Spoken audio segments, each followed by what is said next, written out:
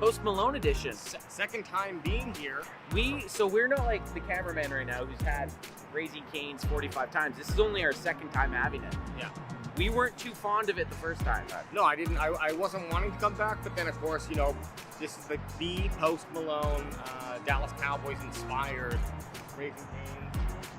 We saw some other Cowboys fans in here as well. It was quite busy, and so had to come back. Wasn't expecting much, but have to say, 100% better. 100% better. I would say probably the first experience was like a 5, just average. Yeah. No reason to come back. This one, 7. I'd come back. Do you think we were biased because it was to do with the Cowboys and stuff? Yeah, I definitely made it taste better, but I was a little upset because I did get my sticker with my meal, but I only got one piece of that Texas toast or whatever the hell it is, and you guys got 2. I had 2. Adam did give me half of his. If you're flying into Dallas Love and you want to catch a Cowboys game, before you hit up your hotel, I highly recommend checking out the Post Malone Raising Cane's in Frisco, Texas. Frisco, Tesla. I'm not going to say I'm a Raising Cane aficionado, but when I'm in Dallas, Texas, I have to come to the Cowboys branded, Post Malone branded Raising Cane's. Did I like it a little bit better because it was posty? Probably. But I like the Texas toast, I like the chicken fingers, and I like the Raising Cane sauce, baby. Hey, what are you doing right now? Watching the video. What are you doing right now? Watching our video or watching your video? I'm waiting for a 94-year-old lady. I'm supposed to have sex with her in these bushes.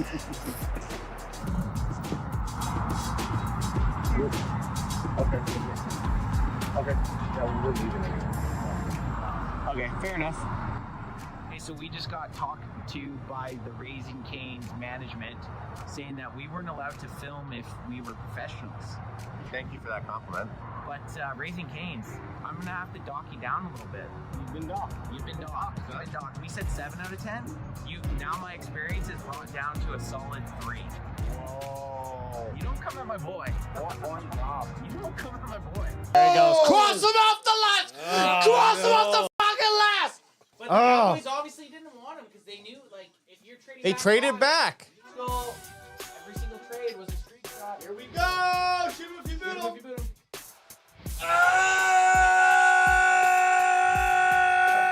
Oh, what a rush!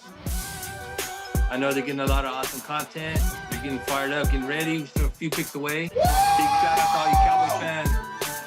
And they said no Brady rules applied.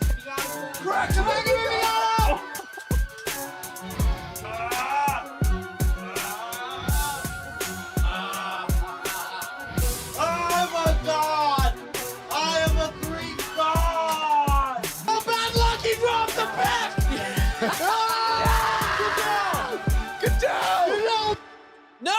Guyton! He's not on your board. Guyton! I said this to Deffy. I was like, if anybody got picked, any offensive lineman that'd be upset about it'd be Tyler Guyton. Be happy about that. We got a starter. Yeah. We got a starter, and we got a day 2 pick. Hey, Tyler Guyton, welcome to the team! Boost me up a little bit more than that. Okay, that's good there, AJ. Eric, BOTG, Bot D. Time to pay the piper here. Get this monkey suit off! Come on! What are we doing here? We got Guyton and we're wearing suits still? What the is this bullshit? Hey! Paying the bills. Come on, go!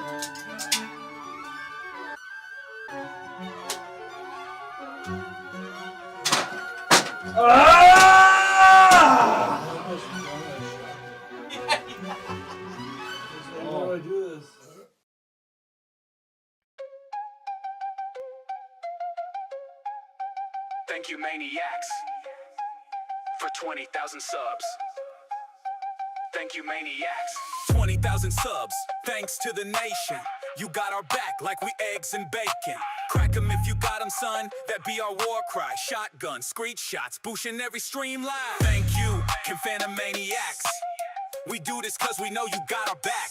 20K milestone, all because of you. Big shout out fam from the Cam Fan crew.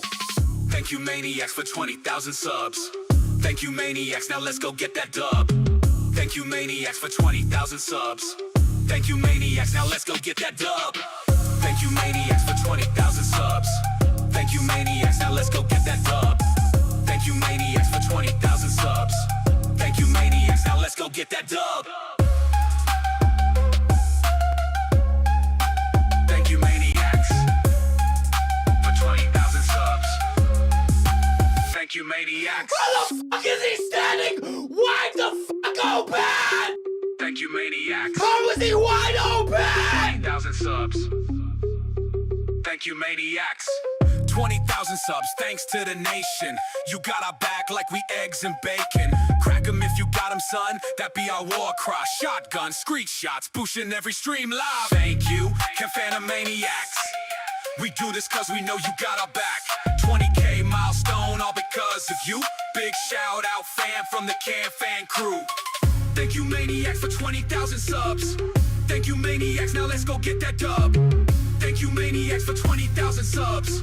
Thank you, Maniacs, now let's go get that dub. Thank you, Maniacs, for 20,000 subs. Thank you, Maniacs, now let's go get that dub. Thank you, Maniacs, for 20,000 subs. Thank you, Maniacs, now let's go get that dub. Thank you, Maniacs, for 20,000 subs. Thank you, Maniacs. Thank you, Maniacs.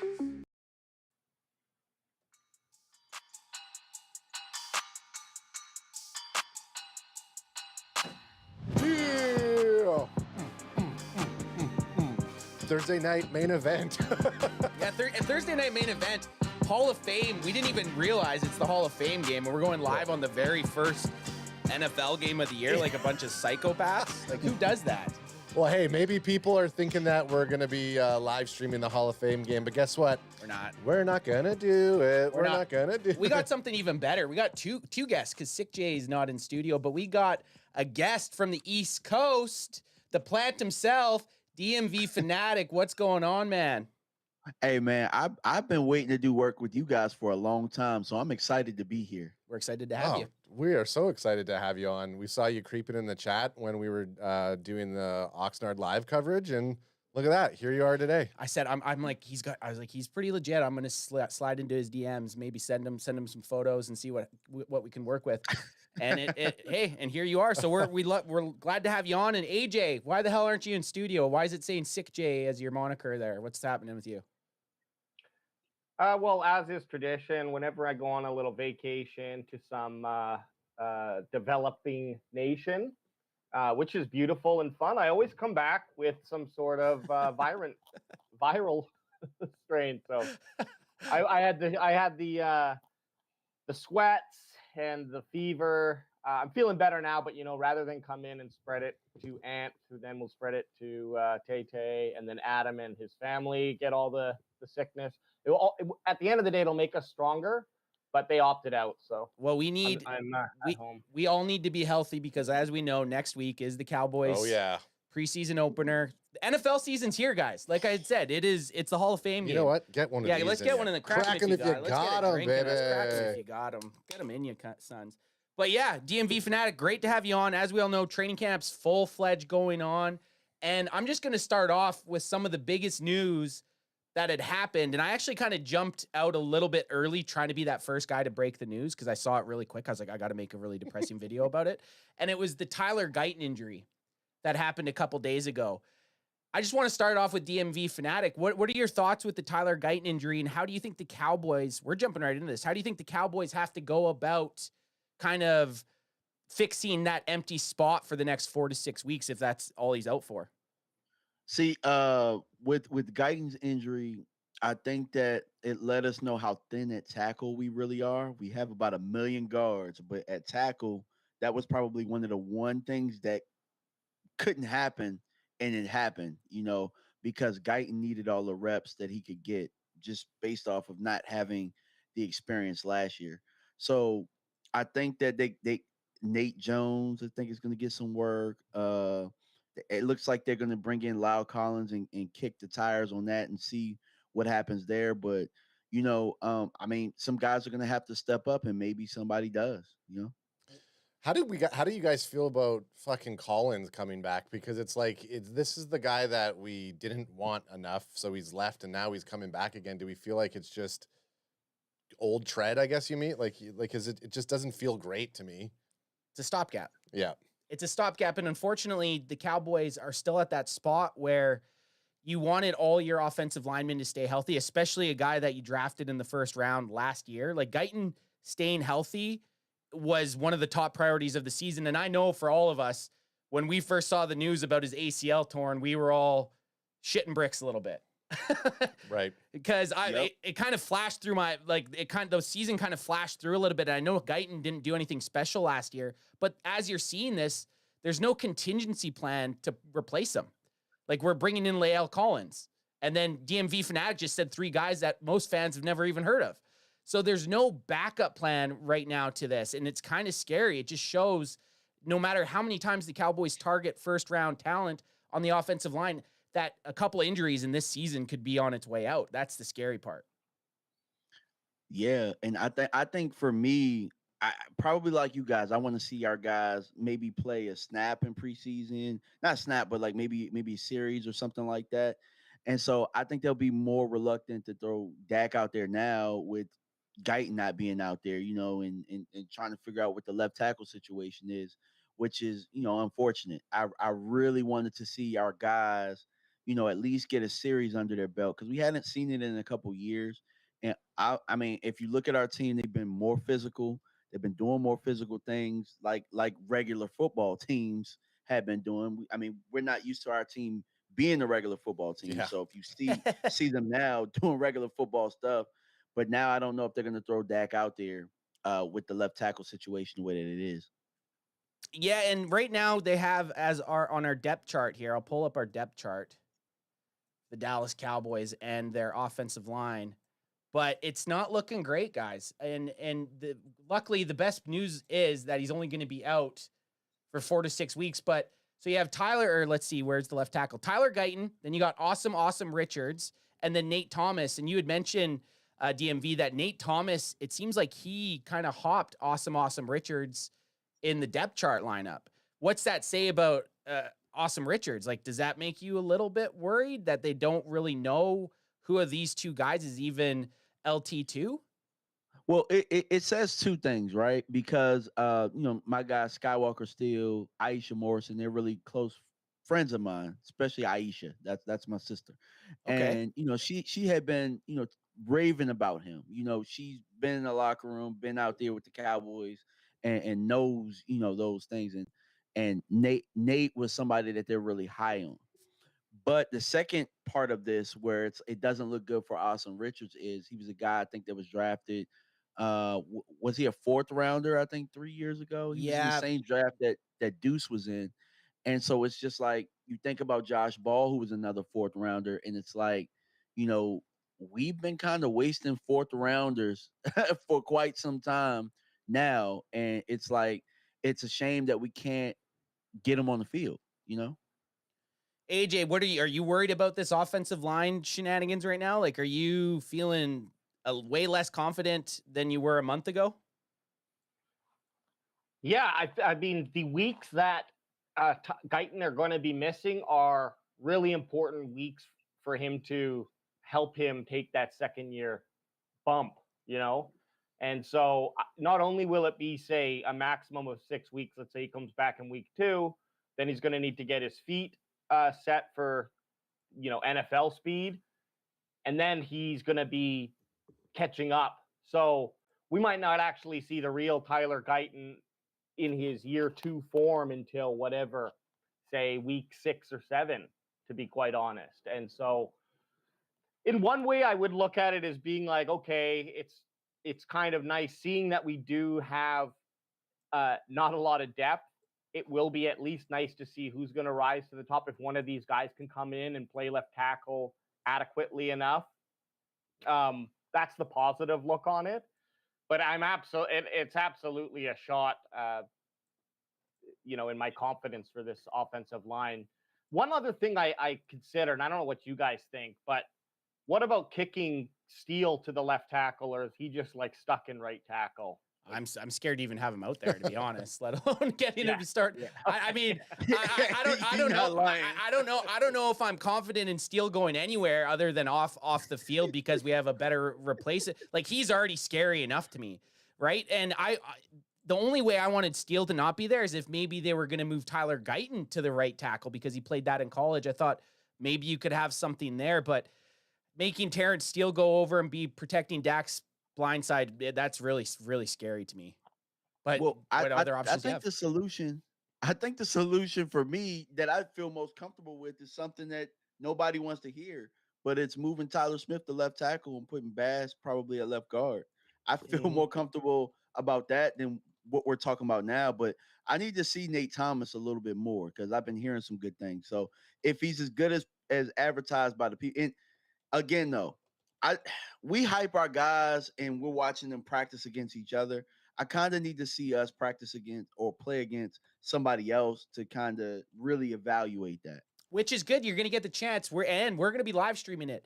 We got Boots on the Ground going to be going to Oxnard on Tuesday, August 5th, I believe is the day. He will be live at Oxnard. We will be live streaming the Rams Cowboys joint practice. So anyone here, definitely tune into that. But this is a good segue about Tyler Smith. Bring up the screen ad. This came out today that Tyler Smith left practice early with tendonitis in his knee. So when it rains, it pours, fellas. Oh, no. When it rains, it pours. And was it tendonitis? Yeah, tendonitis. Because I also heard that he was dehydrated or something too. So I mean, I hope it's dehydration. I hope it's dehydration. Get that motherfucker some Gatorade. Tendonitis. He can still. IV. Yeah, get him an IV. Get him an IV. Get him some dry needling. Like, I think if tendonitis, it's not a tear. It's just going to be a lingering issue, which isn't good though. Which is not good, but it's workable. It's workable, but let's hope it's dehydration. It's better than it's saying, Tyler Smith seen limping off the field with a tear. I mean, I'll take tendonitis over that any day, but it's still not what we want to see with all of the other line issues that we've been hearing. How many, like, for this dude, for Tyler Smith, this is a massive human being. What kind of IV does this guy have to get? I know. Do you think? Like they compared to what we would get, yeah, like the an whole elephant inventory in the back. Yeah, like you're wheeling out a fucking a water trailer to give this guy an IV. He's not like us. I bet you the amount that would hydrate us, all four of us, would be what this dude would need, because he's a massive human being. And I would say, as far as the offensive line goes, he cannot be hurt this year. We need that dude to ball out and play almost every game. And I liked what Fanatic said there with, I would love to see him at left tackle. When the Cowboys drafted him, that was kind of the plan that they had, and then he just kind of fell into this. Yeah. Right? Like, so he was supposed to be the takeover for Tyron Smith, right? Yep. He was. Yep. Yeah, you're correct. So I would like to see it, but AJ, do you think we end up seeing him jump out to tackle? I would also like to see it. I think that it just doesn't, like, I would do that in a Madden, right? Because it's easy to just take a guy, switch him. But Tyler Smith's been in that left guard position. So I still think the best choice would be him at left tackle. But he's so good in that left guard position. I just wonder if, from the Cowboys' decision-making point of view, they're like, look, we'd rather have this position locked down and then him be a nice pillar. And then it hopefully is going to make whoever we put in that left tackle position easier. Of course, you can make that same argument. Well, let's put Smith on the left tackle position, and then whoever's playing guard is between him and Cooper Beebe. So it's not necessarily a great argument. I can just see, like, I just think doing less to a line that's injured might be the better, like doing less moving pieces. Honestly, right. It's going to be the best way to, like, not be questioned, right? If the offensive line has problems, you can just say, yeah, well, that's because Tyler Guyton's injured. But if they start moving players around, now it opens up the door to, like, did you make the wrong decision? And I don't think that Schottenheimer's afraid to do that, right? But when you look at the decision makers above him, I wonder if that's just kind of like, that's not on the table at all. You know what I think could change the sway of the coaches? Moving Tyler Tyler out to the left tackle spot is if week 1 against the Eagles, Dak Prescott gets sacked 10 times. Yeah. Right? Like if Guyton's It not out happened. there. It happened against Pittsburgh last year. I think they had to move him out the left tackle for a little bit. And Yep. actually, if you think about it, that was probably the best we ran the ball all year in that game. When actually Zach Martin went out, I think for a little bit. But yeah, that offensive line where they put Bass back in that left tackle. I mean left guard, and yeah, it was a good little line. And so I think it could work. But that's my plan if long term Guyton, has a setback or something like that. I don't trust the training staff like a lot of people do. I don't personally. So when I hear 4 to 6 weeks, I think 8 to 10. Really? So Yeah. you're times in it one. You're going 1.5, almost 2 times in what they say. It's like absolutely. 1.5. You're timesing it by 1.5. You're saying You're saying 4 to 6. I'm times that by 1.5.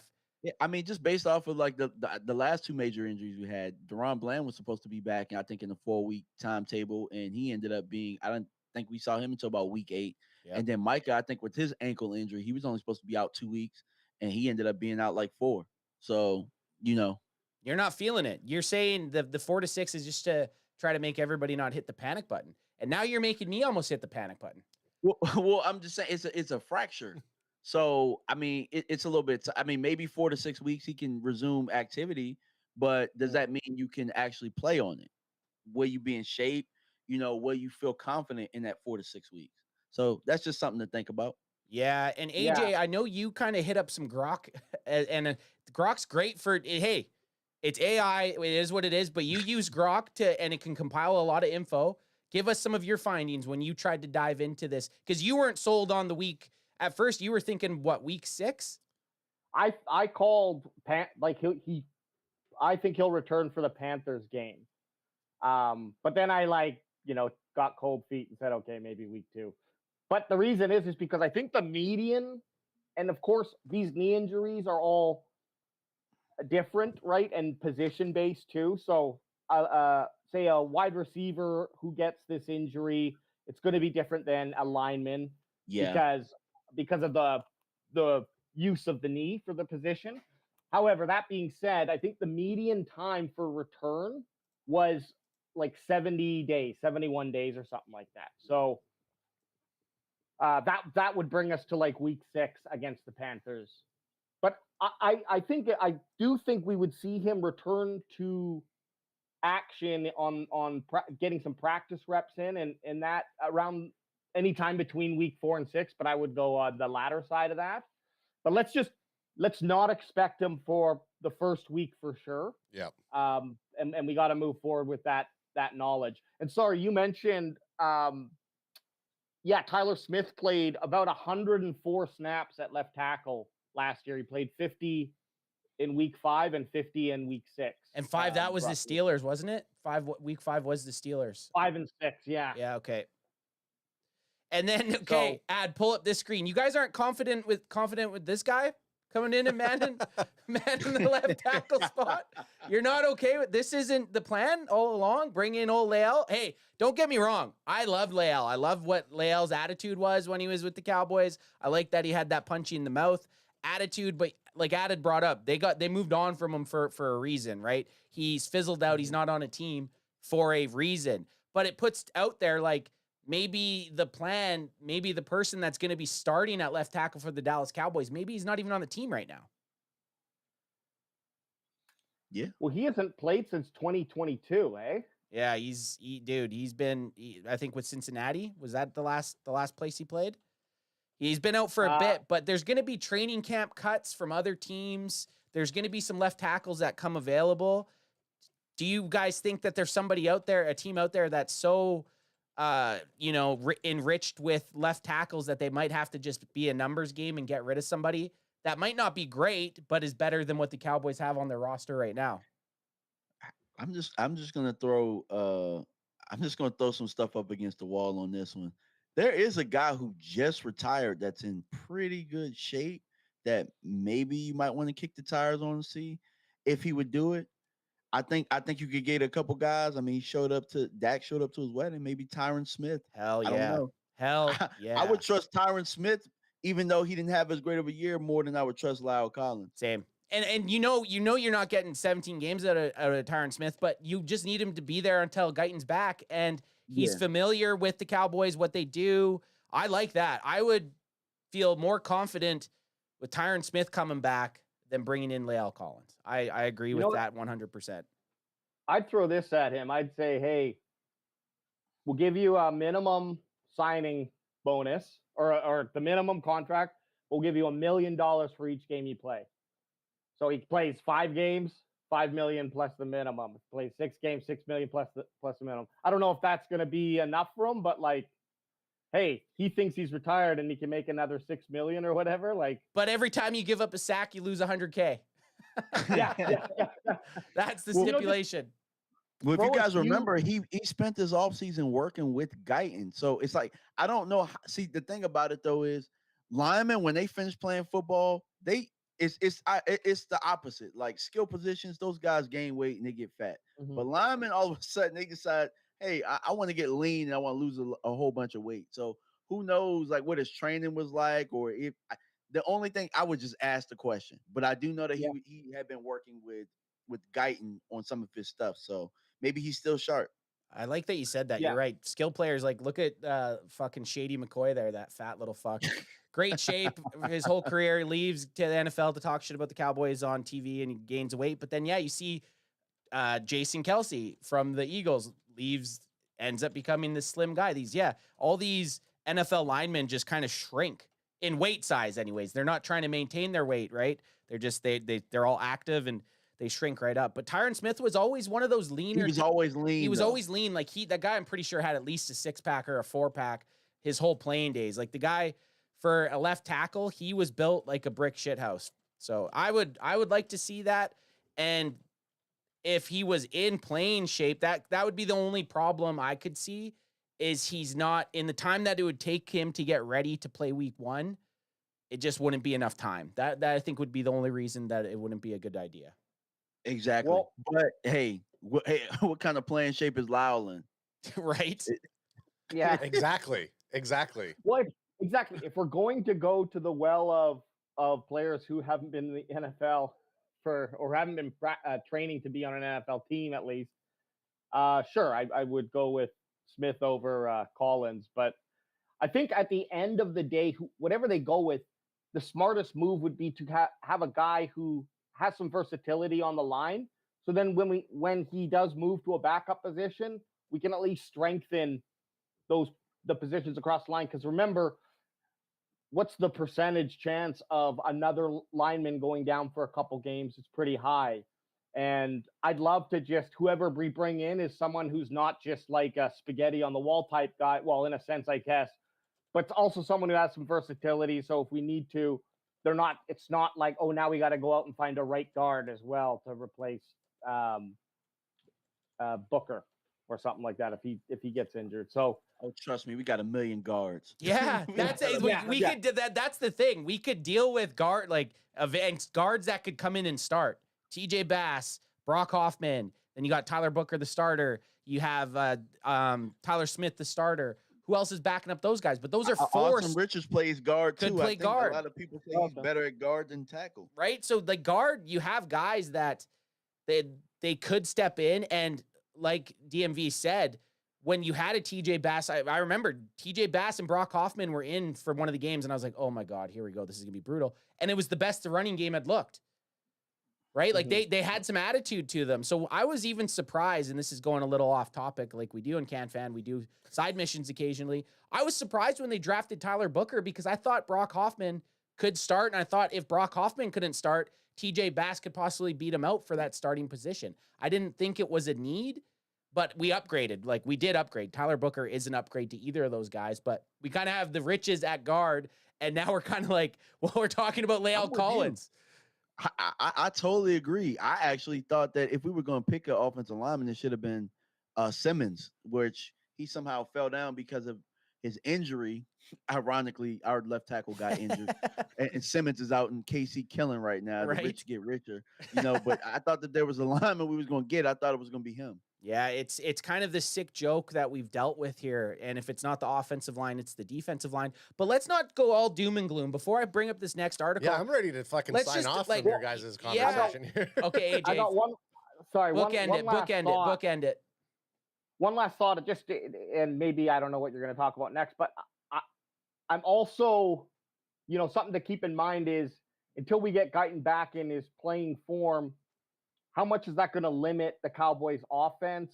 And are we going to see that full potential when he returns, or like we're going to have to wait for his return to see that full potential? I hope whoever they bring in would be adequate enough that like it's not going to affect the game plan, but it definitely could, right? And so we might not be able to see that true caliber. And we've seen CeeDee Lamb have late starts and finish, as what, the second or top wide receiver, right? So. Oh, sorry. I thought you were going to. I didn't know that was. I didn't know that was the end. That wasn't even a hard stop. That was like a soft. Like that was like a soft roll. Like a little trail off. No mic drop. little just trail off. No, you're right. CD did have some slow starts, but we've seen this offense the last couple of years have slow starts. Last year, especially. Last year was just. I don't even want to talk about last year. Talking about negative stuff. I just want to erase that from my memory. But even in 2023, when Dak Prescott was the second in voting for MVP, CeeDee Lamb was an absolute dog. We have to remember they started off kind of slow. Mm-hmm. They did. They started off slow. But one thing that I know all of us want, we want to see a running game, and having injuries happen to your starting linemen, including one guy that you took in the first round just over a year ago, it makes you start feeling like, oh shit, did we do enough in the offseason? And I hope the Cowboys did. Well, there's a good thing about what we've done in the offseason, and I think his name is George Pickens, because if you guys saw him today, I think he snagged in a couple touchdowns. I know they put Turpin in the slot. He snagged a long touchdown. Dak is starting to gel with these guys down the field. And so that's a portion of being able to protect your quarterback too, because hey, do I want to blitz these guys? Do I want to be aggressive? Because George Pickens can win 50-50 situations, as he's been doing all camp and throughout his career. So hey, that's an answer for some of it. Yeah, as you're showing the clip right there, man, George Pickens had a heck of a day today. Oh yeah. And the guys are really gravitating towards him. He's gravitating towards them as well. So I love what I'm seeing from that chemistry standpoint. Let's watch it one more time because this is a beautiful pass. Heck yeah. Dak can't hit the long ball. Dak can't hit the long ball. Fuck yo, coach. Dak hits the long ball. And George, look at this little thing. I like it. That's like a dance move I would be doing. I don't know, George. I need a little bit more than that because I could probably do that dance. He had a couple. Yeah. He had a couple saucy catches today. I think he scored so much he probably ran out of celebrations by now. Yeah, he's saving them for the season. Hey, well, he better have 12, at least 12 individual touchdown celebrations in his pocket. I'd like to see that. Here's another one. Just another one. Talking Dez numbers. Let it load up, and then this is another one back the end zone. Can't really see it with the camera angle, so let's get it one more time. Is George Pickens having a day? Dak throwing absolute dimes too, man. Look at this, right to the back of the end zone. Today. He was sharp today. I've seen quite a few of these like bomb passes to Pickens, and problem is I don't know if it's the same one from a different angle or not, but it seems like that Dak to Pickens deep connection is, they're already in a nice rhythm with that, so that's good to see. Yeah. The thing with Dak, and obviously again this is training camp, so. Yeah, but you want to see it though. Exactly. So I know people say it's training camp, but you could have a training camp when you don't see that. Well, and then what are you saying? Well, it's just training camp. Well, ideally, this is where I was going with this. Sorry. I'll let you finish although it's just training camp, you're seeing. Yeah, I know it is. You're seeing the chemistry. I mean, like you see how Dak and some of the like Joe Milton when they're hitting these other receivers and they're just not getting that level, and then all of a sudden Dak connection with CeeDee Lamb, you're like, okay, there's perfect chemistry. They're in sync with each other. CeeDee's catching it, and CeeDee looks far above, leagues above everybody else. Well, then you start seeing clips like this with GP3 making those catches and those snags, and you're just like, oh, fuck, dude. Like, it feels too good to be true. Well, let me say, because we've talked about negative shit for a good portion of it. I know. That's why I wanted to get to. That's why I was like, How stoked are we for George Pickens? I'm fucking stoked. I'm jacked up. Yeah, I'm jacked up and ready to JO. Week one, we might all be wearing number 3s. Like, we might all be wearing number 3s, honestly. Like, George Pickens is the best signing the Cowboys have had in like, free agent signing the Cowboys have had in years. CeeDee Lamb's never had that true number 2. I don't add the year that him and Amari Cooper were together, the couple years, because CD wasn't CD yet. Like, CD wasn't a top 5 receiver yet. CeeDee Lamb's a top 5 receiver. George Pickens could be. I'm in a fantasy football league that I've been in for about 10 years. It's multiple quarterbacks. I already told everybody who's going to stop me, because I'm drafting CD 1, Dak 2, and George Pickens 3. So you bitches better stop me, because I'm all in on these guys. I honestly think both could have 1,000 yards, and I think both could almost push 8 to 10 touchdowns. Like, I'm very convinced, and I try not to be a homer with the Cowboys as much as possible, but I just don't see teams being able to stop both of those guys. And I think at any given week, either of those dudes are going to CD or George Pickens could hit 150 yards and 2 touchdowns. I really do. Mm-hmm. Not to mention too, one thing I want to add to that is that our backs, our running backs. Now, I've been overly critical of the running backs that we have as far as running the football. Like, I don't think that they're guys that are creators, but those guys can catch the ball and do some things in the air, which I wouldn't argue against. So I actually think we're going to throw the ball a lot this year. Even to our running backs to do so. Yeah. So I'm not to go all the way over to running backs, but like, with who are you thinking is there a clear cut RB1 from what you've been hearing or seeing so far? Like, do you what camp are you in for the running backs? Who's your dog in the race?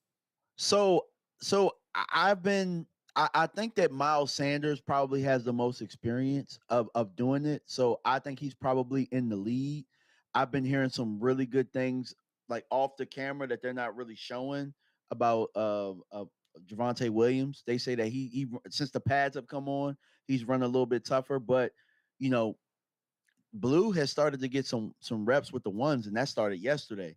So I think that the preseason games are really going to determine it. And for me, I'm hoping that we don't sit anybody. I hope we get a look at everybody. Yeah. And I feel bad for Deuce, because Deuce was looking like the best one of them before he went down with that hammy injury, before pads went on. And so, you kind of you got to be available in order to have that chance. But I don't know. I think it's up for grabs still. I got to ask you quickly, what were your thoughts, and since we're talking about Deuce Vaughn, when they drafted Deuce? Because we were all hypercritical of the pick.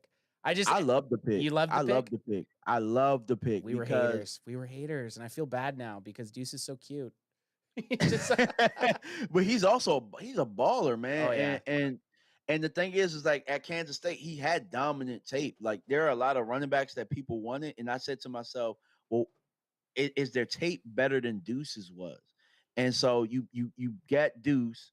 You have his best offensive lineman, who from college is our center now. And then you have the offensive line coach so I think that there's going to be a lot of chemistry there. And he was looking good until that hammy, but it's like, hey, bro, we need healthy bodies. Do you think he could be on the outskirts? Because what do you think? The Cowboys, realistically, just because we're on running backs here, they keep what, 4? Are they on active day roster? Is it even 4? You think? I'm thinking kind of 4, maybe, like, because our wide receiver room's so good, maybe on game day, maybe 3, and you roll, I don't know, 7 wide receivers, possibly, I don't know, but 4 is kind of the number, I think. 4 counting Lipke, right? Like, yeah, okay, the 4th, okay, right? yes. Yep. So who are your 3 then? And right now, we'll say the 3. Right now, my three are Williams, Sanders, and Blue. Yeah, I mean, and we've all kind of said that we like Maffa, Phil Maffa out of Clemson, just because he's that bigger body, and I would love to see him be able to stick on the practice squad and kind of work his way through it. But are we confident? The PFF, we went through this a couple weeks ago. PFF ranked the Dallas Cowboys as the 3rd shittiest running back room in the NFL. Do you agree with that? I do. You do? Okay. Like, all right. Yeah. Just simply because, like, this draft was super deep at running back, and there were a lot of teams that got better. Like, if you look tonight, if you look at the Chargers, for example, them getting Omari Hampton, that considerably made them better. If you look at, like, Denver, who we ended up getting their scraps in Javonte Williams, they went and got RJ Harvey. I just think that this deep draft that we just kind of allowed 5 rounds to go before we got a back. A lot of teams ended up getting backs and making their rooms better. Like look at the Jets, for example. Like they got Breece Hall and Braylon Allen. A lot of those guys got 2 backs. Yeah. And we're trying to figure out who our RB1 is. So okay, quickly on the draft, who would you have dropped with in the top 5 rounds? What pick would you have swapped out to draft one 4. running back? Pick 4. And Nah, Ken, it would have been. Yeah, I would have loved to have had our having 4th round pick 4 would have Yeah. been beautiful. In the last 2 drafts, Yeah. having pick No, 4 would have been exactly. beautiful. That's why I wanted to bring up the whole wasting the 4th round pick kind of Fucking thing. ridiculous. But yeah, I think that I don't think that I would have drafted Revel being hurt. I would have drafted Caleb Johnson in the 3rd round. Okay. That would have been my pick. Hey, and Oh, for sure. we were huge. Like we were baffled watching the draft because we all wanted a running back. We do quite a bit of draft coverage. Like we've been starting to get better. We've been watching tape. We've been doing mock drafts. Like 5 years ago when we started this, we knew the 1st round guys, right? That was pretty much the meat and potatoes of what we did. Now in the offseason, we try to put some time and effort into it, and we were all the same. Every single draft we did, we took a running back in the top 3 picks. There was just no way we didn't. So we were kind of like that too. We kind of felt a little bit let down, but we also had Blue as a 4th round guy. So we were pretty happy getting him in the 5th. And I still have qualms. Like, I don't know if he's ever going to be a 250 plus carry type guy. Like, of course, he's going to be that guy in the passing game. I think he's got the speed. You've seen it. He's got the hands. But to have this big question mark going into the season is a little bit scary. Our offensive line is a little bit of a question mark right now, according to our tackles. So I'm interested in these preseason games. Probably the most involved I've been since we started doing the show. Like preseason's usually I'm excited for whatever. preseason. Now it's like, man, I need But to yeah, see. I'm gonna say it's exciting though, man. Like, I mean, even though like we have question marks, we're about to get them answered, you know? Yeah, absolutely. Absolutely. I mean, I think that's where it's like you want to see what you have. And if all of a sudden you can still say, yeah, it's preseason, the guy's showing up a little bit more. He's going against, 2s and 3s. But it's like, yeah, if that guy looks good in preseason, it's like stop playing him right now and save him for season. Yep. Get him off the field right now. Because I don't want to see another DeMarvin Overshown happen. We were live in person in preseason when he played at Seattle and he went down and we're just like, oh, like, fuck me. We were there live, yeah. I was wasted. And when you showed that, we have it on footage. You showed me the phone of saying him out for season, and AJ and I just hugged each other, sadly. But I got another clip from training camp today, and it's Marquez Bell laying the boom, folks. So I know there's not supposed to be hitting. That's my guy right there, man. Yeah, I love Marquise Bell. Let's see some Bell action here. Can't really see it. Oh yeah, but we'll run through it again, and that might have been. Back. I think that was on Blue. So we'll run it back here. Now that it's loaded up. And then, oh, yeah, nice pop. Takes him to the ground. That's the one thing. Blew a little light in the ass sometimes in between them tackles, man. Like, and Bell. Play that one more time. One more time, Kate. Boom. Oh, shit. Okay, sorry. I thought the offense was on the other side. It's like Blue got hit so hard he started running the other way. Yeah. I gotta watch one more time. Marquise didn't even boom him like that. He didn't even run his feet. It was like a thud. It was like a thud hit almost. He thudded him up and he fell down. Yeah. Can we watch one more time? Watch my guy number 18, Damone Clark, doing nothing. Damone Clark picking up that 18 though. He looks bigger, doesn't he? He looks big, but man, like last year I could not watch. I just could not watch Damone Clark. It got to the point that when he was on the field, it was the only guy I was watching, and I would just get mad. I would just get mad watching him. I'm like, I'm not even enjoying the game because all I'm watching is this guy run backwards. But that's my Damone Clark gripe of the show. You know what? Like, get Clark out there in as many preseason games as we can, because like if they're going to be on the team, they're going to be taking up a roster spot. Let's just keep seeing if we can unlock some sort of potential here, because Clark, he had that potential from college to be a really good NFL player. I think a neck injury is what kept him out, right? Yep, it For fell the back, first fell to the season? fell back to the 5th round, didn't play much, and then in spotty duties when he was with LVE, he was playing pretty well. Yeah. And then I was really excited for Damone Clark, and he just regressed, it seemed like. And I would love for him to show something. But sometimes that's what happens. Like if you look at it, like you just said, here one. Oh yeah, let's get one of them. Crack him if you got him. Crack 'em if you Crack got 'em if 'em. you got him, son. And fuck you to the Eagles Yeah, fans and in the what chat about these right now. drip Go ahead vodka and drip. seltzers? Oh, the Eagles fans are in the chat. Oh They're yeah, of always course they are. following us We're- everywhere, hey, man. and It is what it is. I know. DMV, these are drip vodka seltzer, only 89 calories a drink. Is that even legal What? in Canada? I It know. is. 89 calories per drink. Sorry, DMV, I should say, there is an Eagles fan in the chat, R2J2, Conversations with RJ. He's a very, very bearable Eagles fan. He shows up all the week. There's another guy in this chat that I've been going off I've on. seen you typing. Is that? Oh, Have you been fuck. keyboard Hey, they're battling? better than me because if we ever win the Super Bowl, I'm going to be unbearable and I'm going to all their chats and I'm going to do all the same things too. I'm going to be unbearable. Don't let us win one. I'm telling you. man. Oh, I love it. I love it. That I hear that ad. Go to this. Go to. Oh, sorry. I was just gonna say Yeah, go with for it. Damone Clark, there are certain players, and sometimes you're like, you know what, you're a solid number 2. You can't step up as that number 1, that leader who can kind of run that defensive position. So, you know, with LVE out there, Damone Clark had that person who, okay, this is the guy who's clearly the top guy for this positional group. So now you have these other guys that are coming in that, like, you know, Jack Sambord, even though he's fresh, he's under the Eberflus scheme. You got some of these rookies who are stepping up. Maybe Damone Clark's just going to sit right in and he's going to actually improve upon it because he's not being asked to do too much. I would love that. Yeah, I like that. There's no real pressure. He can play specials and do all those things. I mean, if we think about where he's drafted. Why was there so much pressure on Damone Clark to pan out in the first place? True. I mean, he was a guy that we got later on. We got him with injury. He came back. You know, that's a common theme with us, man. We'll get somebody hurt and then try and rush him back or whatever. But We need you. yeah, we need to get back I in. don't know why there was so much pressure on him in the first place, but now he gets to sit back under the linebacker whisperer, you know, have some talented guys in front of him. So, you know, I'm excited to see him in the preseason games too. Yeah, that's the one position group that I mean, obviously the whole defensive back in the secondary is like, there's holy shit. We got some maybe depth pieces that we're struggling with there. But I think in terms of the linebackers, like, I'm excited to see what's going to happen with them this year.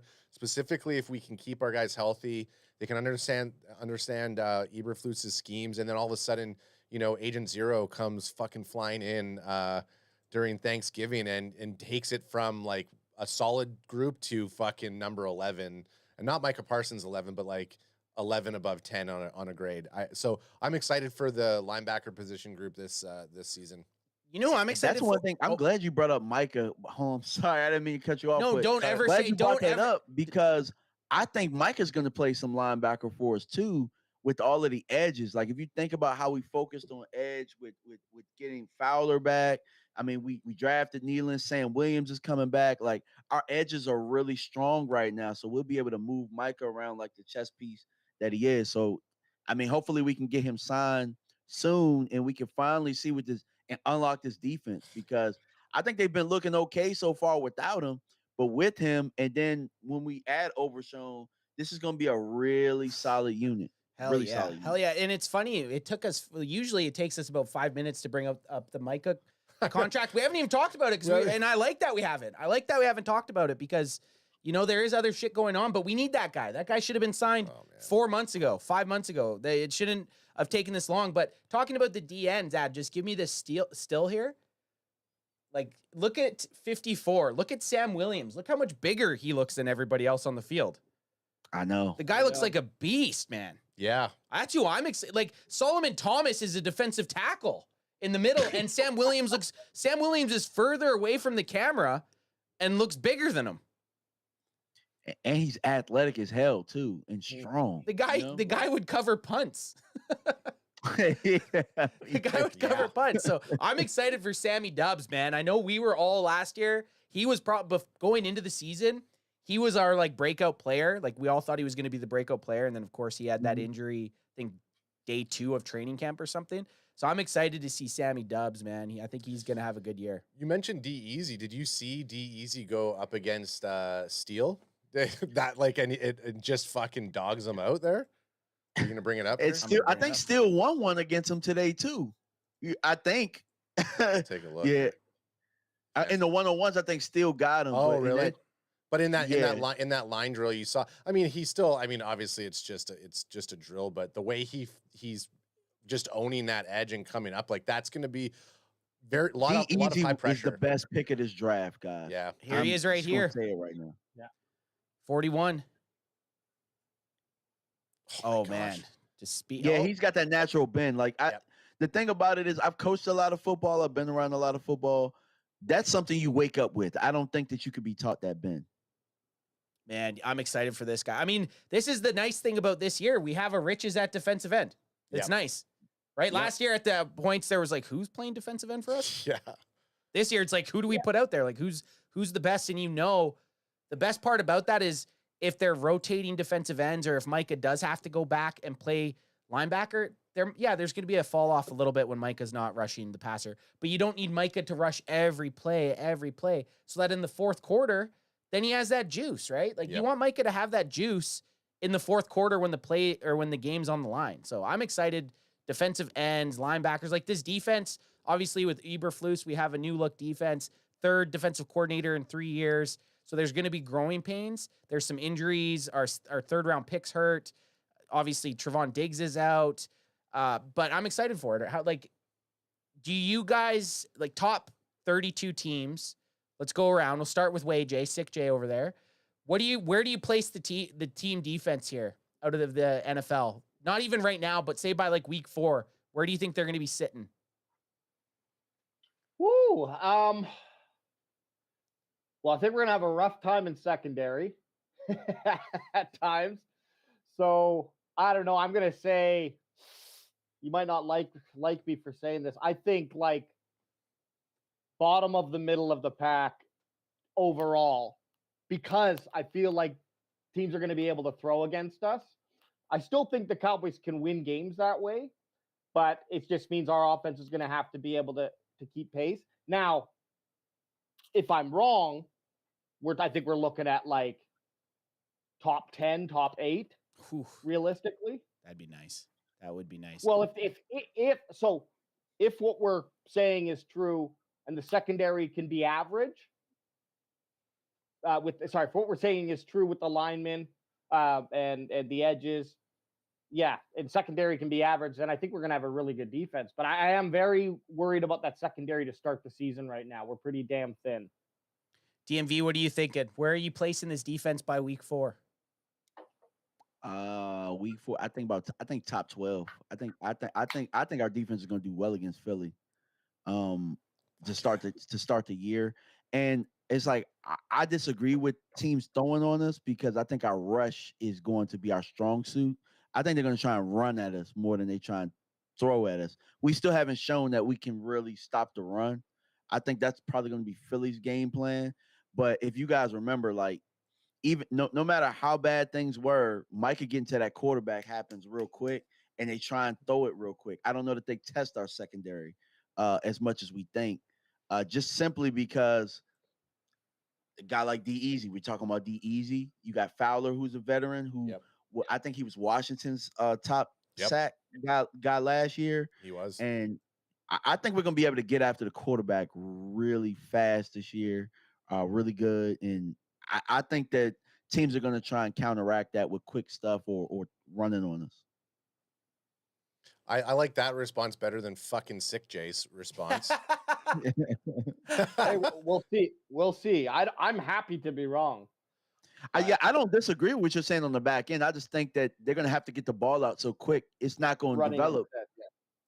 It's not going to develop like that. Well, speaking of not being able to stop the run, do I have sound on this shit? No, because we have. I don't have sound. We didn't Bluetooth. I don't have sound on this screen. Well, we can set it up. We just didn't. How long would it take? It would take 2 seconds. DMV, you just want to make sure because DMV. Do you have a hard out at any time here? We do it live. Yeah, I got a hard stop in like 4 minutes. Okay, well, let's get this real quick. Let's get this soundbite. You got to go to Bluetooth there. You just do it. So DMV, you can start giving us. We'll do this so that when it's time for your hard out, well, it's just tell people where they can find you. But I want you to hear this one thing before you take out because you had brought up stopping the run. But where can people find you on YouTube, Instagram, Twitter, X, whatever you want to call it? All your socials. DMV Fanatic. DMV Fanatic on all platforms. And give us a reason. Why is it DMV again? Tell us why. Because I'm in the DC, Maryland, Virginia area. So you guys say what? I'm the spy over here or whatnot. Yeah, you're the plant. Yeah, I'm the plant. I'm the plant in the DC area. But yeah, believe it or not, guys, half this area is Cowboy fans. Oh yeah. Like, you guys familiar with Mark Holmes? Yep. Yeah, we met him at training camp last year. We went and had drinks with him after one of the practices. Mark is like my uncle. He started me in this whole content space. I think somebody said something like, yeah. So I'm normally over at Mark's house on Sundays. Oh, nice. Mark is out here. So yeah, there's a lot of people. Foots the King is out here. Yep. Yeah. So the DMV is a very big population for Cowboy fans. But yeah, most of my family are Washington fans, and they hate my guts when I do this during football season. Do you get to go to? Do you whenever the Cowboys play the Commanders? Oh yeah, we pack the stadium out and we take it over. Hell yeah, so I love that. So you get to go. I mean, maybe not as much anymore because of Jaden Daniels coming to the team, but so you got to experience a lot of very affordable Cowboy games if they're going to Washington, right? Yeah, absolutely. Yes. Well, we're gonna make you guys remember that game? Do you guys remember that game where Romo threw that game winner to DeMarco Murray on 4th and 10? Hurt himself. I was at that game. You were at that game? Was crazy. Where Romo Yeah, he hurt himself, didn't he? Pulled something throwing that he touchdown. messed his back up. Yeah, that was awesome. Okay, this is our last thing before you have your heart out ad. We have sound now. So this is talking about our issues stopping the run and our first round pick from a couple years ago, Mozzie Smith. It's Voch Lombardi and Brian Bradis. Ad, there's no sound. Well, fuck me. Oh, here. Oh. No. So all he's saying is Mozzie sucks.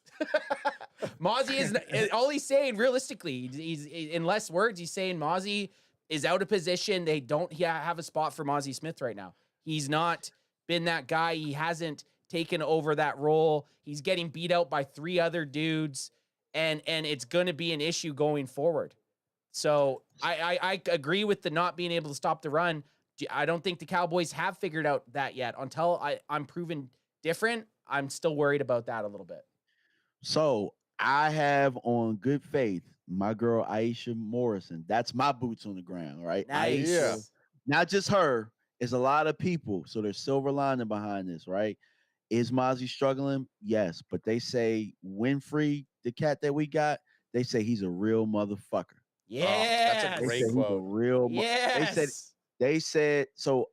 Aisha's probably gonna report this, but he was giving BB the business today. That's what I heard. Yeah. So yeah, they say he's a real motherfucker. I like to hear that. That's what we like to hear. All right, DMV Fanatic, dude, always a pleasure. I hope we can do this again. We should have done this sooner, but I'm glad we've linked up now. Whenever you want on, and you're like, hey, can I hop on? You got an open invitation. Absolutely, and I talked to Jay Tuck in Rome, and they said maybe we could do a cover 6 sometime. Yes, let's do it. Yeah. Sick, man. Let's set it up. That'll be sweet. Appreciate having you on DMV Fanatic. Go check them out on everything, YouTube, all the socials. Like you said, it's at DMV Fanatic. The fucking man in the hat. Love the hat, by the way. I was saying that in the pre-show. That thing's sick. Hey, got Ferg paid to wear a hat, so I figured maybe next, right? All right, the plant, DMV Fanatic. He's out. Thanks, man. AJ, now you just look like you've been kidnapped. Wait, Jay? Kidnap Jay? I know. Well, what do we... What happens when you're living by yourself as a male? I don't really put any decorations up, and I noticed that. That's not a fake background? That's not a fake background that you have on Zoom? I have my weed to my left. I had like a stack of Pepsi Zero cans here that I had to knock down. I just keep... You were traveling though. You're just back, guys. We are back in football season. Is there anything else we want to touch on? How are we feeling? Oh yeah, I do. I got something. Yeah, let's get our final thoughts. Yeah. Well, so like, one of the things that we were talking about and speculating, outside of the fact that yes, AJ lives like he's in a college dorm room with his room sometimes, and I respect that. Sometimes the kids and I, when we look at our areas that we sit in, and the wife doesn't come through them, it looks very much like that. So hey, that's not just a you thing. But you don't even notice it. You don't even It's notice just it. like, oh, I do the same thing. Tay's like, how many bubbly cans can you have around you? I'm like, oh, I didn't even really notice. Well, I guess what it wasn't bothering me. Didn't really notice it. One thing that we've talked about a couple times was like, everyone talks about Shoddy and the culture and can he get these guys in line and are they going to respect him? And you hear all this stuff coming into season or into camp. Oh, Shoddy's been putting a culture there. We want to do this for him. We want to do this for him. And then sure enough, you're seeing players running fucking lines because they were not being disciplined, and everyone's talking about this discipline thing. And Shoddy's basically they were fighting and he disciplined them. Yeah, and Shoddy's actually living it up. Like, this is not going to stand. We're not going to be an undisciplined team. I like seeing stuff like that. I like seeing the guys running fucking line drills for the sake of being disciplined. Because they're scrapping. And he said, hey, we're not going to scrap. You scrap, you're going to run. You scrap and you run. So I guess my question to both of y'all is this just kind of whatever, like it's, not anything new, or do we think that Shoddy is actually changing the culture of the locker room and the culture of the team in terms of trying to be disciplined and whatnot? Where's the sound coming from? But get this up while we're talking. Even if we can't hear it, we can have it run. Oh, good. You can get subtitles. It's good. You want to see a coach own the team and show his players that he's in control, and that if you break our code of conduct, then there will be consequences. That's all good. I like a coach who can. I don't like the buddy coach through and through. Like, obviously a coach needs to have good rapport with his players, but he needs their respect. And if they're not going to respect what you're saying, then you need to bring in actions to show them, okay, fine, don't listen to me, but then we'll just run lines all day. And then you guys aren't going to get better and you're going to be embarrassed on the football field. So you can make that decision right now, because he can do everything he can to coach this team. And right now we're in a great position where, it is all sunshine and lollipops. And yeah, I'll just go back to saying the first adversity, the first close loss or bad loss that the Cowboys go through, where they should have won or they didn't show up to play and just got, as our boy Big Chris says, mollywopped. Yeah. At home. Yep. That how will they return the week after? And that is going to be my indication of how Schottenheimer is. Yeah, that's key. Because last year you had that Saints loss, right? Went out, got their asses kicked, and then they came out and didn't get, like, the final score wasn't bad, but they came out and got, I think, surrendered 28 points to the Ravens the following week before they started to wake up, right? You can't have those consecutive shit games. And if the culture has changed, you're breeding or you're creating these players or coaching these players that are going to be embarrassed to show that type of product. And that's what we all want to see. And I thought Mike McCarthy was good. I thought he had some strengths, but I don't know if rallying the troops, we saw it in too many postseason losses, that rallying the troops and getting the guys up in important games was not one of his strengths. It just couldn't have been, because they always came out flat. So we're on to the new coach, the Schottenheimer era, and I'm excited for it, man. I really am. I was very kind of sour with the hiring with some of the coaches that were out there, but the more I watch about him, the more I see his press conferences. Yeah, this might be the honeymoon phase where we're all wearing our drunk goggles, but I'm excited right now. I'm excited for the season, and I'm excited to see what B-Shot can do. Well, would Eberflus have came and been the defensive coordinator if Brian Schottenheimer wasn't coach, or if we'd had another? Because that, to me, that's a big part of liking Schottenheimer being our coach, is you also get ex-head coach, elite defensive coordinator Eberflus in that combination. I wonder if it was another coach, someone that was more high profile, would they have already had their guy? And maybe their guy would have been great too. But it is nice to have two head coach minds with Schottenheimer and Eberflus in there. And obviously Eberflus knows that, Schottenheimer's the head coach here. But I think that's like positive, a really big positive for the Cowboys. And on a side of the ball that really needs an identity. Yep. Like, we know the identity of the Cowboys on offense. So the game runs through CeeDee Lamb. And obviously George Pickens is going to be a big help for that. But defense, we got a lot of special abilities. and a lot of youth too in some key positions. And are they going to be able to get themselves an identity? And whether that's just it's Micah Parsons and the gang, and we lead the league in sacks and rushes and pressures and whatnot. I'm totally cool with that. But whatever it is, that's what I'm hoping to see in the preseason game. It'd be really nice to know what kind of defense we are. And we're 9 days away. 9 days? 8 Nine. days? 9 days? No, because No. it's on Saturday. 9 days. 10 Ink. days. Tomorrow's the 1st, so 9 days. Yeah, 9 days. That's what, Yeah, 9 did days. I say that? You said that. I'm sorry. I know you want to. I know you. I know. You know what I- you know exactly. what I wanna play, I saw right? it. I was like, oh, that's hilarious. I Yeah, don't want you to cut. said- I don't want to okay. cut AJ off. But Yeah, that's why I went just back. talking. Okay. The I'm fine with cutting you off. I know Little the slut. I'm completely happy with the vibe. Use that word, the vibe that's going on here. Energy, vibe, the swag. All the way from like, Oh, yeah. I like what I'm hearing. The Riz? Or is that weird? Can you say Riz? It's a little bit Rizzy. The vibe from, I won't say vibe. What we're seeing from Micah Parsons, what we're hearing from CeeDee Lamb, what we're seeing from George Pickens, what we're hearing from Schottenheimer, and how we're seeing things show up. I like it. It's all in the positive trajectory. So obviously we need to see it, what happens when the game starts, not just preseason, but actual seasons, when all of a sudden you get punched in the face. How are you going to bounce back? Can you continue to hold that locker room? Are the players going to rally and push it? I have it was probably unfair for a lot of people to laugh at Schottenheimer getting a head coaching Was it though? position. I'm just saying. Was it unfair though? No. It's like it was a hot year for offensive coaches. I'll say head coaches. Totally. 100% fully agree with you on there was a lot of really offensive minded coaches that were the pick of the litter that people really wanted. But when you look at somebody like Schottenheimer, who's been under so many different teams and so many coaches, and he's done so much, it's not a bad choice. Legend dad. You've had to have picked up some stuff over the years, hopefully, right?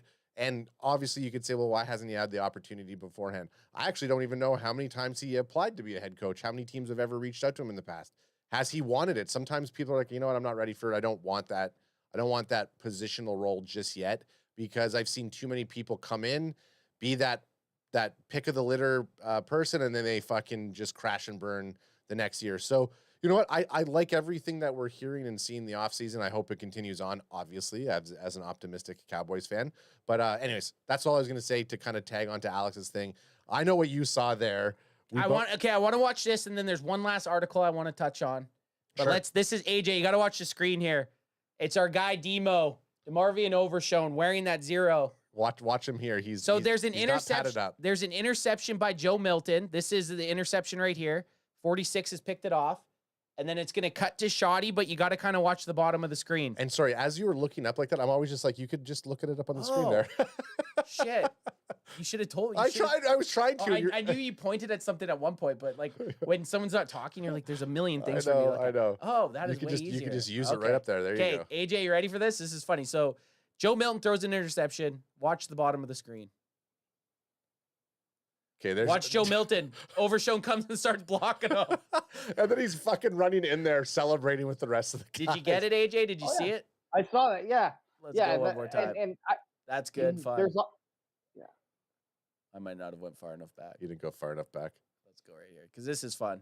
So here's the pick. Throws the pick. And then Overshone. Look at Overshone like he's playing.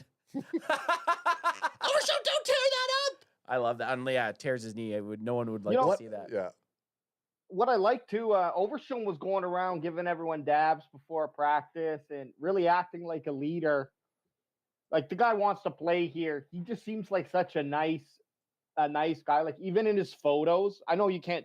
They say don't judge a book by its cover, but that's kind of how you know what's in a book. So he just looks like a really not nice guy. I hate to say He's it. Texas, man. I think he's kind of like not like a sci-fi nerd. I think he's kind of like a geek or sci-fi geek. Like I think he's like kind of a geeky, nerdy guy who, if he didn't play football, might have been picked on if he wasn't terrifyingly scary. Yeah, he is a cowboy. He is a cowboy. He's the one guy on the team that is a legitimate Cowboy. Born and raised in True. East Texas. Where's the Cowboy boots? Where's the Cowboys hat? But I know what you mean. He's like, he's got that fun personality. Like, he's that dude that in high school or wherever he was fit in with every group. Yeah. Didn't he Like- do some like TikToks and shit like that? Oh, I probably. think so. I think you were. Like Deffy shared some. I think it was Deffy's account or account like that where they shared like some photos and shit of him like doing little yeah. Oh, totally. like selfies. So like he's that kind of like I don't know, just cringe. Cringe Yes, is the I better see what you word. say, and I love cringe.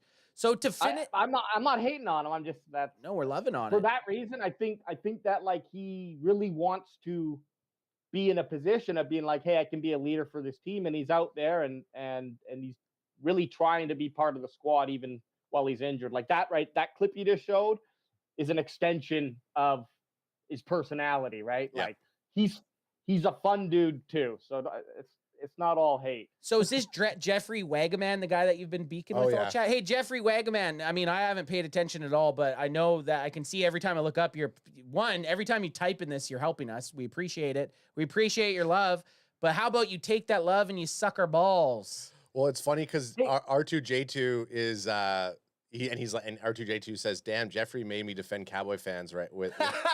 and so anyways, it's just funny. So he's so annoying that even our Eagles fan conversation living room with RJ hates the dude. Yeah. And that's how unfortunately that's how I picture every Eagles fan. Not RJ, but this Jeffrey Wagaman, like just this guy that you just hate. Yeah. You know? And we can attest to R2J2, aka it's a real one. Conversations Living Room with RJ. He is a true Eagles fan, and he doesn't agree with anything of us. He comes in here, he gives us actual like positive conversations. He's not a piece in of terms shit. of like Hey, opposing know our what? views. You can come in and shit on the Cowboys for sure. Like come in, but if you just come in and say, you know, the classics, oh, you're cowgirls or Yeah. Dak Prescott sucks. Yeah, he said he said all that in the chat. Those were his first four Okay. talking points. The biggest thing that pissed me off with what he said earlier on, he's like, "Oh, and I bet you guys think Dak Prescott's a top 10 quarterback." I was like, "Yeah, we do." And Yeah, then we he starts going off and be like, "You think Dak's better than Jalen Hurts?" I was like, "That's not what I said." I think there's footage he's of like, us saying that we thought Jalen was exactly. better. That's it. And they're like, I know you guys have clips of you guys saying that Jalen's a better quarterback. I'm like, that's not what you said in this chat, dummy. You said, you probably think Dak Prescott's a top 10 quarterback. I'm like, yes. Let's just be impressed that the dude knows how to type it on a computer. But let's go away from our Eagles foes for a second and kind of hop over to another foe, and from the DMV. And there's some news that broke today. Source: Commanders wide receiver Terry McLaurin, Scary Terry, Is that request trade. Is Yeah, Shefty, Sheffy. is Shefty taking a dump here? Like, what's going on? No, I think he's slow stroking. Oh, he's like, yeah. Slow And they're like, stroking on they're like, camera? we're live, dude. Yeah, well, that's that's what happened to Adam Devine before they went live Yeah. with this is important podcast. He was waiting for everybody to show up, so he started to jack off on watching some porno. And then Kyle Crank Newacek down. came in and he was watching him. He's like, "What are you doing?" He tried to play it off like it was he was doing A it as a joke? joke. That's Yeah. Shefty. That's classic Shefty. Shefty's J.O. in here, and then all of a sudden, Pat McAfee's just like, Yo, "Shefty, what are you doing?" No, I'm kidding, I I'm used to be kidding. a punter. But what do you guys make of this? The Commanders wide receiver, is this just all smoke and mirrors? A guy trying to get paid? Yeah. Which he deserves, but is this just a tactic? It's going to come out, he's going to get paid, and it's going to say, "Oh, I always wanted to stay here." Yeah, of blah, course. blah, blah, blah, blah. It's the same tactic. so that a lot nothing of the- burger? I don't think it's. I think it's a nothing burger. It's a nothing burger? They'll be silly to let go of Terry McLaurin. AJ, nothing burger? Yeah, where there's smoke, there's fire, you know. But yeah, how big is that? Like, I think it's more just a tactic. And if the Commanders respond with anything but, "Oh no, we want you here. Don't worry, we're gonna work this thing out," then that it could lead to a trade or some bad blood at least. And shit, that's never good for a guy like Terry, Scary Terry. But here the thing is, like, a lot of the dispute here is always with how much money or how many years, right? Traditionally, teams want longer contracts, and players obviously want to have the shortest contract possible so that they can re-up on the next one. And that totally makes sense. But the with how much that cap increases each season, it's really not like, let's say Terry McLaurin became, I don't know, the third highest paid wide receiver in his new contract. Definitely doesn't warrant that with his stats, right? But it's the market. And when there's more supply in terms of dollars, he can charge more because now it becomes more a percentage-based pay. So like when we were breaking down our cap, for example, I think quarterbacks average, let's say 20% of a contract throughout history or recent history. So that's what you're kind of looking to pay your quarterback. So same thing with wide receivers. They take up a certain percentage of cap space on average. And so, if the cap space increases by 7%, then that also means They should increase by 7%. Yeah, exactly. That rate increases. So we're going to see what's going to be interesting here. And this is a little bit of a side quest, but is like, when does it end? Because if the salary cap keeps going how it is, in 5 years, we're going to have like $500 million caps. You're gonna see it, dude. Look at soccer right now. Like, if people keep watching the NFL keeps growing not only in the United States of America but globally. So the only way that the salary cap stops increasing is if revenue drops. And right now, there's no chance revenue's dropping. It's just increasing. So the NFL's making money. The teams are making money. The salary cap's going to keep going. But yeah, it's going to peak, you would imagine. Yep. Imagine. You'd think it would peak at some point. I just did a quick little math here. Yeah. So if the cap continues to increase by 7%, in 9 years, actually 8 years, sorry, we're going to have $500 million cap. Which makes your quarterbacks getting, like, what are they usually, 20% of the team? They're $100 million a year, like $100 million a year. How crazy is that? Honestly, $1/10 billion. $1/10 billion a year. It's ridiculous. It's not, we'll see $1 billion contract, right? You think so? Like that'll in our lifetimes, probably. Definitely in our lifetimes. Definitely in our lifetimes, but someone's going to sign a 10-year, $100 million contract. I don't really give a shit. And get paid what you're worth, and that's what quarterbacks are worth. Without a good quarterback, you're not going to win a championship. So, well, I shouldn't say that because we've seen it done. But I forgot what I was going to say. He forgot what he said. I'll remember in a second. What are you drinking? What are you drinking there? A Pepsi Zero or what? Okay, Pepsi. I know. I wish I had Pepsi Zero. I wish I had a drip in me, son. We're gonna finish on this Rolando Rodriguez question. But AJ, finish what you're thinking, and then we'll finish. No, go for it. Okay, Cowboys fan. Do you think Micah will get frustrated and demand a trade? Also, cheers emoji, beers. Cheers, crack 'em if you got 'em. Beers, cheers emoji. Go Cowboys. Football emoji. Okay, what do you guys think? R2, Rolando Rodriguez. Do you think we see from Micah? South Texas. Do we think we see Micah Parsons going the scary Terry route and demanding a trade ever or at any point? No, I don't think so. Not this year. Not this year. But if he gets paid, then you won't at least have to see it for a few more years, right? I think they're going to pay him. Okay. And depending on what happens over the next 4 years is going to determine whether or not he's going to call for a trade. He's already said it publicly, like he wants a Super Bowl, and almost said it like, if I'm not going to get it here, I'm going to get it somewhere before I'm 30 years old. Yeah, if he's not going to get it on his, like he'll redo it, he'll go a second contract, and if it's not panning out, he's going to go somewhere else. Yeah. And then and look, I think that's an expectation, kind of. I don't blame a guy for that. Like, I'd rather a guy say that than be like, no, I just want the most amount of money. I'd rather a guy have that want. If I don't get it here, yeah, of course I'm going to play into my second contract with the team that drafted me. But then it's like, yeah, after that, I would almost say all bets are off. Whoever wins the Super Bowl for the Dallas Cowboys will never have to pay for a damn thing in the state of Texas again. Maybe in the world, like in the States, Cowboys travel pretty well, man. In DMV, Cowboys fans, California, South Cali. I mean, a lot of places. Okay, and then the final thing, kind of rolling into the Micah Parsons thing. I know we did this, but I can't remember. I'm sure if I went through AJ's chicken scratch autistic notes, I would be able to figure it out. But what day or when, and I think I'm already past. We made predictions when Micah was gonna get signed. I think I'm already gone on my prediction. But what do you guys think now? I'll write these ones down. When's Micah getting signed? Well, if he's not signed right now, he ain't getting signed until. I want a date. I want like an actual like August 19th or something. Like I want a date. Thursday, September 4th. You're saying week 1. On game day. Yep, Oh, game day. wow. Okay. And you've got some history to back that up. Man, this is tough. I'm gonna play a different fiddle. I'm gonna say,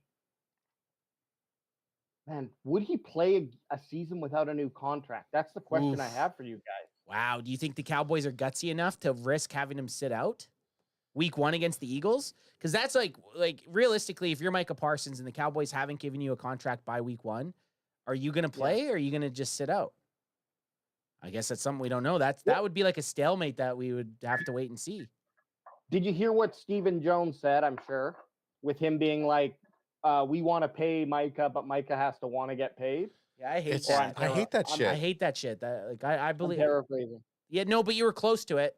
He basically said that. That could mean he basically said that. That could mean anything. It could be maybe they've offered him money that's makes him the 3rd highest defensive player, or a 5-year deal, and he's which like, nobody else is doing. None of the other defensive ends are doing that. Like, they're all doing look, this is deals. the rank here. You pay me equal or right here.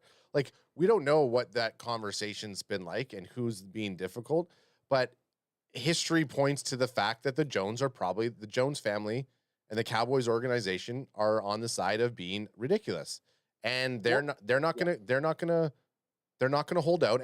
And Drew, who's his whatever his no, it's not Drew Rosenhaus, not Drew Rosenhaus, but Micah's agents. Micah agents is probably like, look, this is what we're gonna do, and you're gonna get paid. They'd be foolish not. You're gonna get paid. Just trust us. Like, they're playing the fucking game, obviously, and as they should. They should get as much. Micah Parsons, at any point, should be the highest paid defensive player for your organization, because that's gonna go up even more next year. So, whoa, you over draft, maybe? No, but I'm saying defensive player. Oh, defensive. Sorry. So, like, you didn't do it 8 months ago when you should have. You didn't do it 4 months ago. 4 months ago when you should have. You didn't do it You didn't do it 4 weeks ago. This is your problem. This is the Jones's problem. Yeah. You have to pay him. Like, it's just period. He's going to get paid somewhere else, and it better be here. You cannot think that just because our edge lords are a fantastic edging room, like, that doesn't take place. Like, there's no one right now who's going to supplant Micah Parsons and what he can do. It becomes an infinitely better pass rushing team with Micah Parsons on. So give me a date. Big Daddy Boosh. Oh, you gave me Sep 4th. Hey, Big Daddy Boosh over there, Sick J. Give me a date. Date it up. Yeah. Date me and date him, date me and bait me. Date him and bait him. Oh, okay. Then what's the week 3? The day after week 3. August 23rd. Okay, August 23rd. Actually, August 25th. Your birthday. I was going to say, do it your birthday. If you're August 23rd, go on your birthday, YJ. Okay, I'm gonna go because that's that'll be a Monday. I think we did something like this similar. I'm gonna go. I like the day after a game. I'm gonna go August. I'm gonna go August 17th. After week 2. After week 2. Preseason week 2. Preseason week 2. All right, guys. Main event.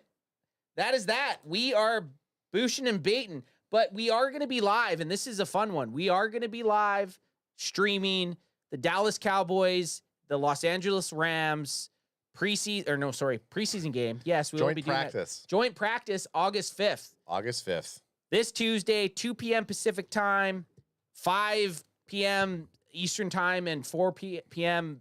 Central time. I know I did that really weird, but we will be streaming it, and we're going to have boots on the ground there. We're going to have live coverage, so everyone show up. Show on up and tell us how blurry the image is or whatever the fuck. I'm waiting for you to play music. Oh. Sorry, that's one thing. AJ's the one that always plays the music. I know, but I can't just start hitting stuff. Chat, we love you guys. We will be back, I guess, on Tuesday. We'll be back Tuesday. And if You know any dirty, you know trolling any- Eagle fans? No. Oh, If okay. you know anybody that decides to travel to different countries and try to come back to Canada with some sort of virus and infect their friends and family, you look in the eye and you you tell say, them, "Go fuck yourself." Sick Jay. That's at you, sick Jay. You little bitch. Blue virus. You little Blue bitch. virus. You little bitch. You Blue little virus. bitch. We'll see you guys August 5th live stream. Peace.